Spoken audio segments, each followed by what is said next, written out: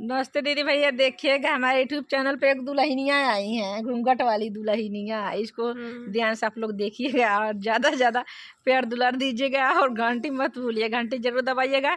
इनके लिए लाइव दीजिएगा। घूंघट वाली दुल्हनियाँ हैं।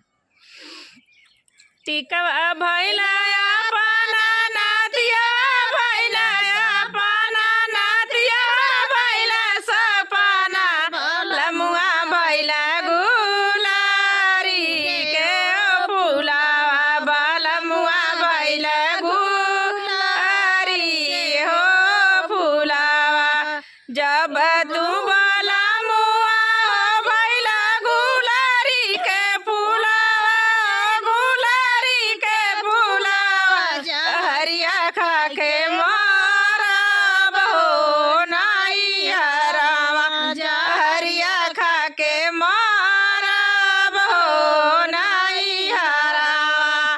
काहे तू ही दानिया जहरिया खा के मारबू, जहरिया खा के मारबू, कमैया अपन भेजब हो नाई हरावा, कमैया अपन भेजब हो नाई हरावा।